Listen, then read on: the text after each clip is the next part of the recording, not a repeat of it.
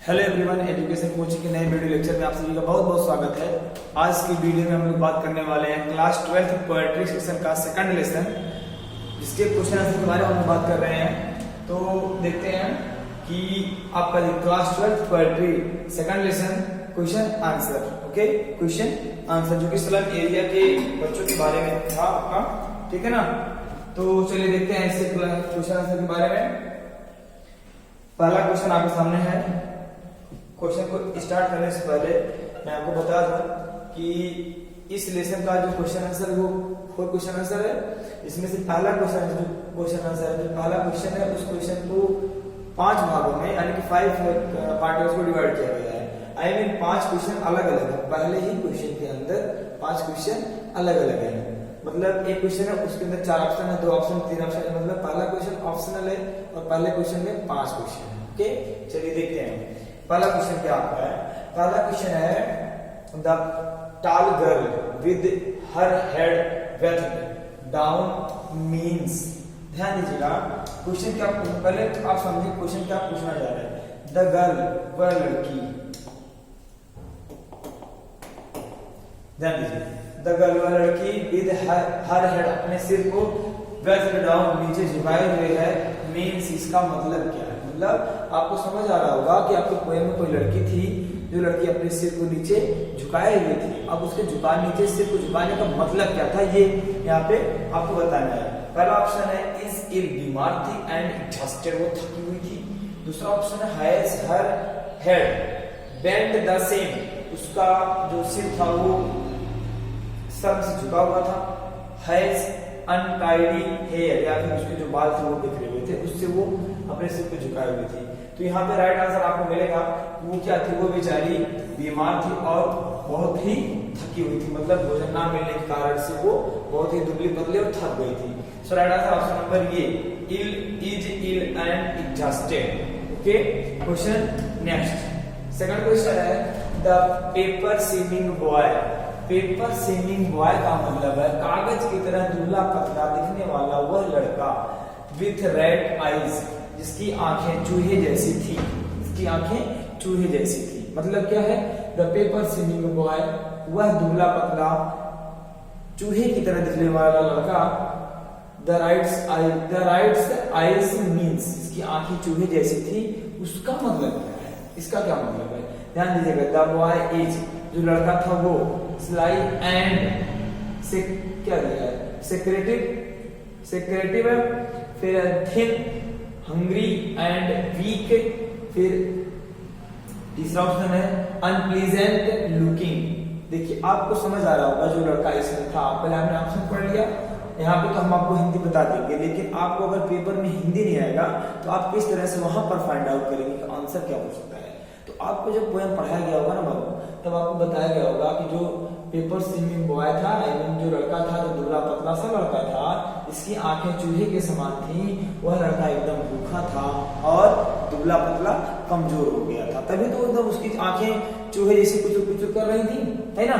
तो क्या हो जाएगा, थिन, वो पतला था, हंग्री, भूखा था, एंड वीक, और कमजोर था। आपको अगर अर्थ नहीं आएगा तो आप इस आइडिया से अपने आंसर को टिक करेंगे। So right answer option number second. Next one, तीसरा है the stunted unlucky heir of twisted bones means. ध्यान दीजिएगा, द स्टंटेड अविकृत, अनलकी दुर्भाग्यवश, हायर इसे उत्तराधिकार में मिला था, ऑफ ट्विस्टेड बोन्स टेढ़े मेढ़े हड्डियों, मीन्स इसका मतलब क्या है। कह रहा है कि आपको पहले याद करिए, आप पोएम में आपको समझ में आना चाहिए, याद आना चाहिए कि आपकी पोएम में कोई ऐसा लड़का था क्या जिसकी शरीर की बनावट टेढ़ी मेढ़ी थी, जिसकी हड्डियां टेढ़ी मेढ़ी थी, और वह सब कुछ उसे उत्तराधिकार में मिला था। मतलब उसके पिताजी को भी कुछ वैसी ही बीमारी थी। आपको याद आ रहा है कि नहीं, याद करिए, आपको याद आएगा उसके पिताजी को गठिया रोग की बीमारी थी, जिस रोग से यह बच्चा भी पीड़ित था। याद आ गया ना, अच्छी बात, याद आएगा। तो कह रहा है इसका मतलब क्या है, the boy has an inherited disability, या फिर वाज शॉर्ट एंड बोनी। आपको याद आएगा कि यह सब कुछ उसे उत्तराधिकार में मिला था। किसने मिला था?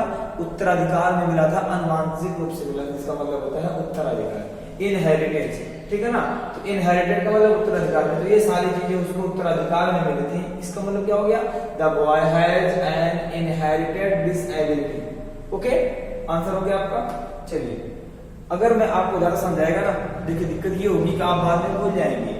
आप बस किस तरह से आपको आंसर टिक करना है वही आप मेथड देखिए। Okay, his eyes lit, his eyes like an a dream, उसकी आंखें स्वप्न में चल रही थी, स्वप्न में खोई हुई थी।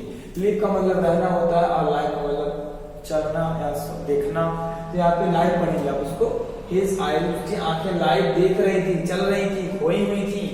इन एन ड्रीम, एक सपने में, उसकी आंखें स्वप्न में खोई हुई थी।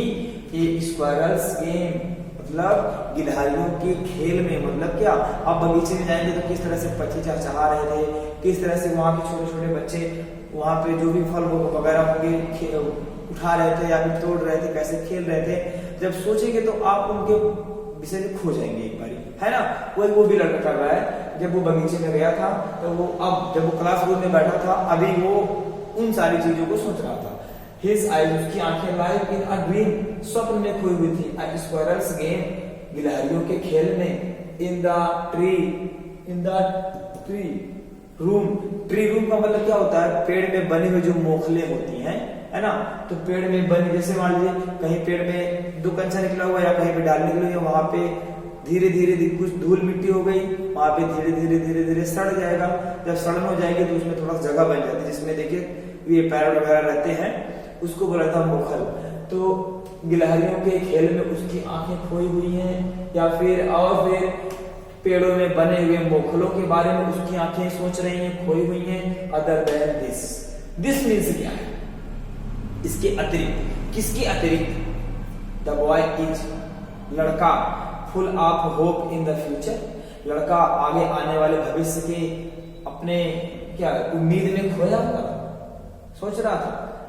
मेंट क्या है, मेंटली इल, या फिर वो लड़का दिमागी तौर से बिल्कुल ढीला हो गया था, मतलब थोड़ा सा बीमार था, यानी कि डिस्टर्ब था। या फिर डिस्ट्रैक्टेड फ्रॉम द लेसन, या फिर वो इस लेसन से भागना चाहता था।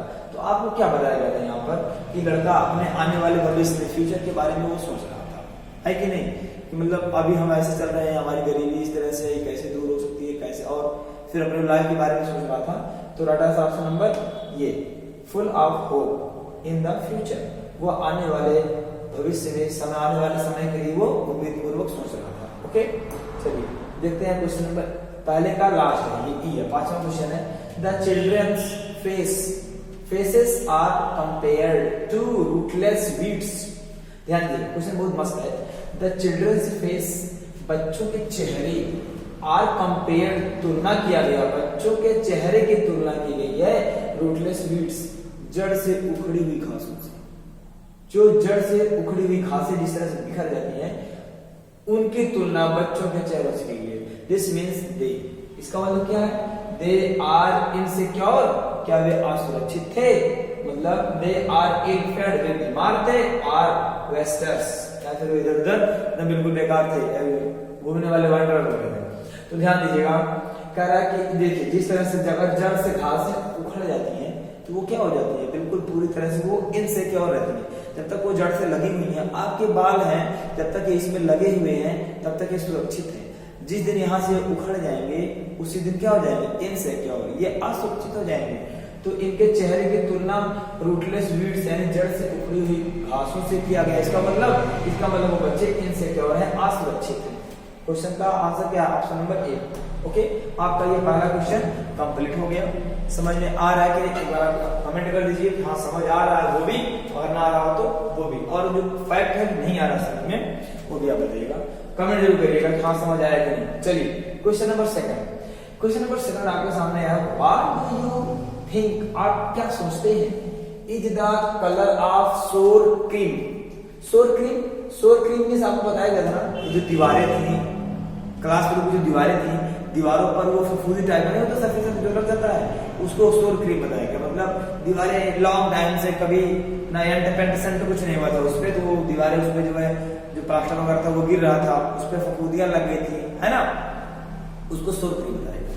What do you think is the color of sour cream? आप sour cream यानी खट्टे मक्खन जैसे भद्दी दीवारों के बारे में आप क्या सोचते हैं? Why do you think? आप क्यों सोचते हैं? The poet has used this expression. कवि ने इस भाव का इस्तेमाल किया है। ध्यान दीजिएगा। Why do you think? आप ऐसा क्यों सोचते हैं? The poet कवि has used इस्तेमाल किया है, प्रयोग किया है this expression इस प्रकार के भाव का to describe बयां करने के लिए, बताने के लिए द क्लासरूम वॉल्स क्लासरूम की दीवार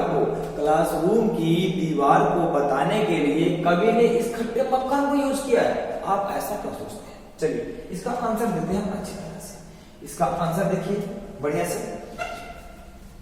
इसका आंसर कहता है बाबू द कलर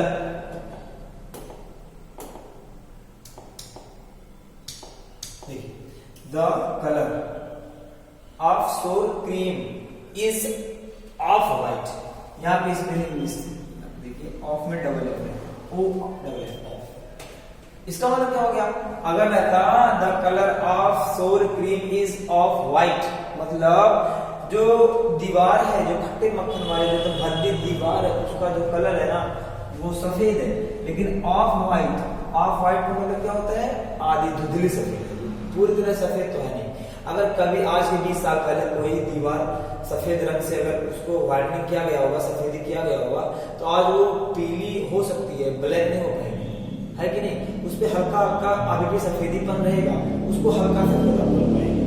वह वो कह रहा था कलर ऑफ सोर cream is of white.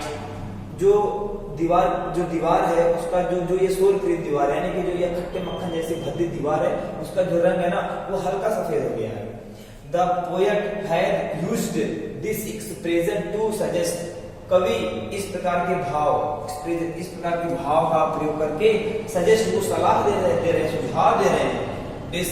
Decaying एक जो हटते यानी कि जो ये दीवार है, दीवार से उसकी सफेदी हटते हुए जा रही है, या जाते हुए सफेदी को बताने के लिए या उसके बारे में सुझाव देने के लिए वह इस प्रकार के भाव का इस्तेमाल करते हैं। aspect the details.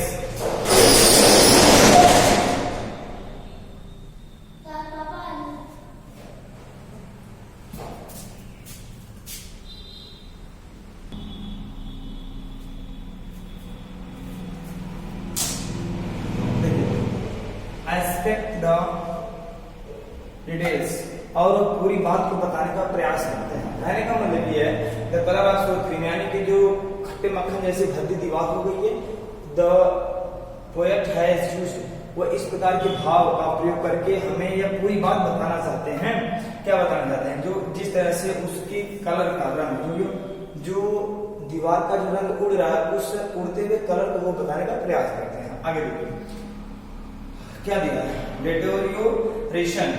Deterioration in the color of the classroom walls symbolizes the pathetic condition. Pathetic means होता है दयनीय। Pathetic means क्या होता है? दयनीय। Pathetic condition of the lives of the children of this slum school. ध्यान दीजिएगा, deterioration यहाँ ओके करा कि पूरी तरह से जो हमारे समाज में जो ये उड़ता हुआ रंग है, यानी कि जो ये अशिक्षा फैल रही है, उसको बताने का वो प्रयास करते हैं। अब इतना ये हो गया तो आगे देखिए in the colour of the classroom. ये जो क्लासरूम का जो रंग है, जो कलर है ना, सिंबलाइज, ये प्रतीक है द पैथेटिक कंडीशन, दयनीय दशा, यानी कि जो आज के हमारी दयनीय दशा है यह उसी तरह से है जिस तरह से स्कूल की जो जर्जर दीवारें हैं, उसी तरह से हमारी कंडीशन भी जर्जर हो चुकी है। ओके, वो दीवार की जो स्कूल की दीवारें हैं, ये उस प्रतीक हैं हमारे condition of the lives of the children of this slum school, यानी कि इस हमारे स्लम स्कूल में, स्लम जो बंदी बस्ती है, हमारा जो स्लम एरिया है, इसमें जो विद्यालय है, इस विद्यालय में पढ़ने वाले जो बच्चे हैं, उनका जो ये पैथेटिक कंडीशन है, यानी जो उनकी दयनीय दशा है, उसका प्रतीक है ये चीज। ठीक है ना, जो वो बता रहे हैं क्रीम वॉल्स, सो क्रीम वॉल्स ये प्रतीक है। ओके, उम्मीद है कि आपको समझ में आया होगा। देखते हैं third question. The walls of the classroom decorated with the pictures of the Shakespeare buildings with domes, world maps and beautiful valleys. How do these contrast with the world of these children? बहुत ध्यान से देखिए इसका अर्थ क्या होगा। पहले question को अच्छी तरह समझेंगे फिर अर्थ उसके हम जाएंगे answer. The walls of the classroom decorated with the pictures of Shakespeare. कह रहे जो स्कूल क्लासरूम की जो दीवारें है ना, जो क्लासरूम है स्कूल का, ये शेक्सपियर के सिर से यानी कि शेक्सपियर के फोटो से सजाया गया है। बिल्डिंग्स विद डोम्स, गुंबद लगाया गया है। वर्ल्ड मैप, मानचित्र का वहां पर फोटो लगाया गया है। एंड ब्यूटीफुल वैलीज, और वहां पर घाटी का चित्र लगाया गया है। हाउ डू दिस कंट्रास्ट, ये किस तरह से विरोधाभास है with the world of the children. जो ये बच्चे हैं, इन बच्चों के सामने ये जो पिक्चर्स हैं, ये सारी पिक्चर्स किस तरह से उनसे विरोधाभास है, मतलब किस तरह से उनके वो बिल्कुल अपोजिट है, मतलब इनके यूज में वो पिक्चर नहीं आती है, उसको बताना है। ध्यान दीजिएगा। पहले मैं आपको अपनी भाषा में समझा दे रहा हूँ। जैसे मान लीजिए मैं आपको भी सफाई का उदाहरण दूं और मेरे यहाँ फाइनल पे खुद यहाँ पे जो है, यहाँ से गंदगी टपक रही हूँ, वहां से गंदगी टपक रही हूँ, है ना। मैं 8 दिन से नहाया और मैं आपको आगे यहाँ पे शिक्षा दूं, भाषण दूं कि बच्चों प्रतिदिन नहा के आओ, तो आपको कैसा लगेगा, है ना। तो वही वो कह रहा है कि जब बच्चों को यहाँ कुछ नहीं सिखाया जाता है, बच्चे बिल्कुल एकदम अंधकार में जी रहे हैं, तो फिर इन सारे फोटोज का क्या मतलब है? कोई मतलब नहीं है, विरोधाभास, एकदम विरोध है, वो एक दूसरे के अपोजिट है वो, है ना। देखिएगा इसका आंसर क्या बता, picture on the wall suggest beautiful well being progress and prosperity a world of. ध्यान दीजिएगा,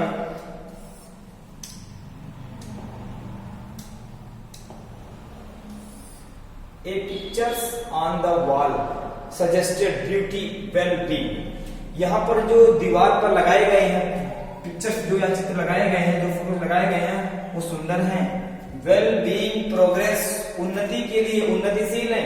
एंड प्रॉस्पेरिटी, समृद्धता का प्रतीक है।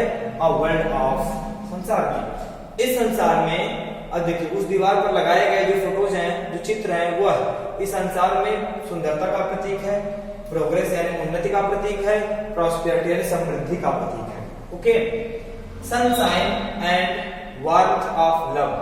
सनशाइन, सूर्य की तरह चमकते हुए तेज का प्रतीक है। एंड वार्मथ ऑफ लव, और प्रेम का प्रतीक है। बट द वर्ल्ड, लेकिन दुनिया, of the slum children is अगली ऑफ एंड लाइफ। करेक्ट, लेकिन ये जो बच्चे हैं स्लम एरिया के, जो गरीबी जीवन यापन जी रहे हैं गरीबी में, ये जो स्लम एरिया है, स्लम एरिया, गंदी बस्ती के जो बच्चे हैं, उनका इज अगली एंड लाइफ। अगली मीन्स क्या है, बहुत भद्दे हैं, बहुत वो परेशान है, चिंतित है। अगली का रूप एंड लाइफ, एकदम बिल्कुल। यह जो सारी चीजें हैं, यह सारी चीजें सुंदरता का प्रतीक है। ओके, लेकिन जो ये यहाँ के बच्चे हैं, इन बच्चों के लिए वो सारी चीजें नहीं हैं, इनके लिए वो बिल्कुल ही भद्दी हैं, बिल्कुल ही बेकार की चीजें हैं। Prosperity show all pictures show contrast. यहाँ पर जो चित्र बताता है प्रॉस्पेरिटी को, यानी कि जो चित्र समृद्धता को बताता है, ऑल पिक्चर्स, ठीक है ना, सो कंट्रास्ट, वो सारी चीजें यहाँ पर विरोध करते हैं, विरोधाभास है with the world of the children. इस संसार में यानी गरीबी बस्ती में, स्लम एरिया में रहने वाले बच्चों के लिए वह सारे पिक्चर्स क्या है, विरोधाभास है। यानी कि विरोधाभास का मतलब क्या है कि वहां पर उन्हें शेक्सपियर का फोटो दिखाया जा रहा है, लेकिन उन्हें शिक्षा मात्र भी नहीं दी जा रही है। ओके, मैप दिखाया जा रहा है, लेकिन अपनी गंदी बस्ती से बाहर नहीं जाने दिया जा रहा है। ठीक है ना, ये सारी चीजें इसमें उम्मीद है समझ में आया होगा। क्वेश्चन नंबर 4, और इस चैप्टर का ये लास्ट क्वेश्चन है। ध्यान से देखिएगा। What does the poet want for the children? कवि क्या चाहता है? What does the poet want for children? कवि बच्चों के लिए क्या चाहता है? ऑफ द स्लम्स, इस गरीबी में जीने वाले बच्चों के लिए कवि क्या चाहता है? How can their lives be made to change, और उनके जीवन को, इन गंदी बस्ती में रहने वाले, स्लम एरिया में रहने वाले बच्चों के जीवन को किस तरह से चेंज मतलब बदला जा सकता है, इस चीज को हमें बताना है। चलिए आंसर देते हैं कि आंसर क्या होगा। The poet wants the people in authority. Authority, authority का मतलब होता है ना अधिकार। अधिकार का मतलब ये नहीं कि आपका किसी के ऊपर अधिकार होगा, नहीं, आपको अधिकार दिया गया है। जैसे मान लीजिए हमारा गवर्नमेंट में सिलेक्शन हो गया, मैं एक पुलिस हूं, तो मुझे अथॉरिटी मिली है कि मैं पब्लिक की थोड़ी बहुत सुरक्षा कर सकूं, ठीक है ना। अब हमें अथॉरिटी क्या है कि अगर हम गवर्नमेंट में है, स्कूल पढ़ाते तो हमें अथॉरिटी, हम बच्चों को पढ़ाएंगे, ठीक है ना, ये अथॉरिटी होती है, इस तरह का अधिकार होता है। द पोएट वांट्स, कवि चाहता है, द पीपुल इन अथॉरिटी, ऐसे लोगों से जो अथॉरिटी, जिनको अधिकार मिला है। जैसे देखिए आपके कोई ने बताया गया होगा कि जब तक यहाँ पर कोई आगंतुक नहीं आएंगे, कोई लेखपाल या कोई भी सरकारी कर्मचारी नहीं आएंगे, तब तक यहाँ पर विकास नहीं होने वाला है। मतलब यहाँ पर जब तक कोई अथॉरिटी वाला व्यक्ति नहीं आएगा, तब तक यहाँ पर विकास नहीं होने वाला है। तो वही वो कह रहे हैं poet, the poet wants the people in authority to realise their responsibility. Responsibility का मतलब होता है कर्तव्य। क्या होता है? कर्तव्य। जब तक कोई भी अधिकार वाला व्यक्ति, अधिकार वाला पर्सन यह नहीं रियलाइज करेगा, यह नहीं महसूस करेगा, एहसास करेगा, तो उसका कर्तव्य है towards the children of the slums, in slum area के बच्चों के लिए उस अधिकारी के भी कुछ कर्तव्य हैं। जब तक इस बात को महसूस नहीं करेगा, वो उसको एहसास नहीं होगा, तब तक नहीं होने वाला है। All sort of social injustice, यह जो सोशल इनजस्टिस यानी कि जो ये सामाजिक क्या है, इनजस्टिस का मतलब होता है अन्याय है, एंड क्लास इनइक्वालिटीज, जो ये क्लास इनइक्वालिटीज का मतलब होता है जाति भेदभाव। जो समाज में सामाजिक इनजस्टिस मतलब अन्याय है, जो समाज में ये जाति का भेदभाव है, इनजस्टिस का अंत नहीं होगा। जब तक कोई भी अधिकारी अपने अधिकार को नहीं समझेगा, तब तक स्लम एरिया के बच्चों के साथ जो ये सोशल इनजस्टिस है वो नहीं खत्म होगा, इनके साथ भेदभाव है वो नहीं खत्म होगा।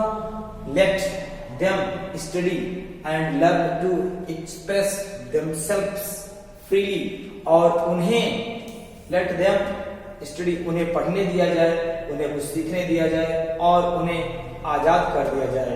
यह सब कुछ तब तक नहीं होगा जब तक कोई भी सरकारी कर्मचारी इस चीज को एहसास नहीं करेगा, रियलाइज नहीं करेगा। ओके, आज की वीडियो में इतना ही। उम्मीद है वीडियो आपको बहुत पसंद आया होगा। मिलते हैं नेक्स्ट वीडियो।